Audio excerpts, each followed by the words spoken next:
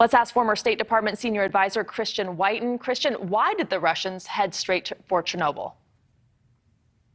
Well, it still actually has some operating nuclear reactors in the broader facility, not just the one that exploded in 1986. So by taking this, it's sort of a key strategic objective, like a TV station, like a pipeline, like a dam, taking a power generation station, the ability to turn on or off the lights, put it under your control. It just gives the Russians more influence and power over a significant part of Ukraine. Ukrainian officials saying that increased radiation levels have been detected in that area. That sounds pretty worrisome. Is this a glimpse of what's to come, possibly?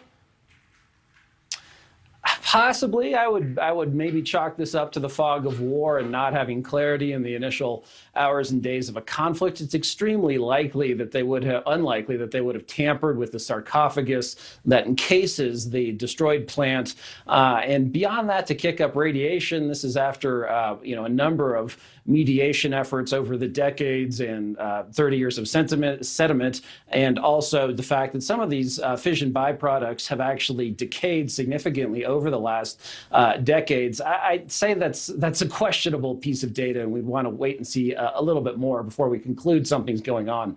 Fair enough. I want to talk about the American response, right? The sanctions versus boots on the ground. This basically is as high stakes as it gets. If you put American troops on the ground, you're talking about another potential world war, another war between nuclear powers. That's right. And that's, I think, why President Biden has not taken that step. And if you look at polls, the American people, frankly, are very ambivalent on Ukraine. President Biden has never really made the case to what U.S. interests are involved in Ukraine. He's spoken of abstractions like democracy and borders and the sanctity and the wholeness of Europe, but not why it matters to Americans. So in particular, you're going to have hesitancy in the wake of Afghanistan, in the wake of Iraq, of engaging with U.S. forces there, and also just the limitations on our power. But throughout the Cold War, it was sort of just an unwritten rule that the United States and the Soviet Union could not become engaged directly because it might escalate to nuclear war, especially once passions get flying, once some of your own guys get killed. So I think for that reason, and that's basically what President Biden says, it's a no-go for U.S. troops to get directly involved. I want to talk about another crisis that comes from war, and that is a refugee crisis. Are you anticipating that? Are neighboring countries prepared for the influx of people that's likely to follow?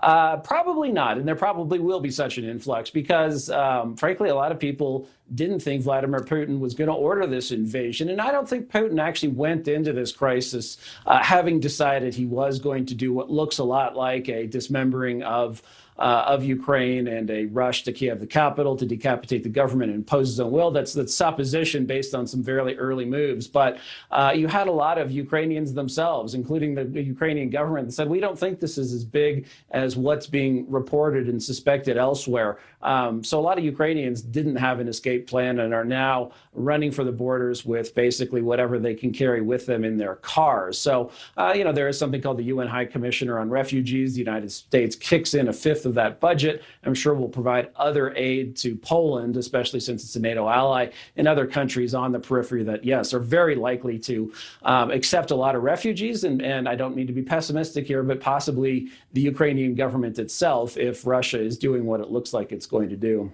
Doesn't it seem in a way that Putin is succeeding at his goal of keeping Ukraine out of NATO? Because at this point, it's a huge liability, right, to accept Ukraine into NATO now, even if it meets all of the requirements, because it automatically draws all the other countries into a war. Exactly. I mean, it seems to be overtaken by events. Again, I hate to sound a pessimistic tone, and we don't know if the Ukrainian military will put up a significant and sustained fight, but it looks like the Russians are off to a strong start. I do not believe there's going to be an insurgency if Russia takes over the country. I think they'll install a regime that, unlike the United States in places like Iraq and Afghanistan, is not willing to tolerate any political plurality, and they will be very ruthless. And I just don't see this terrain or makeup of people supporting an insurgency as much as, we have Senator McConnell now saying we should encourage it. Yeah, not a good situation.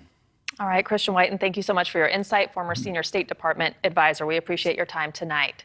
Thank you for watching. Click the red subscribe button below so you can get more of NewsNation's fact-driven, unbiased coverage.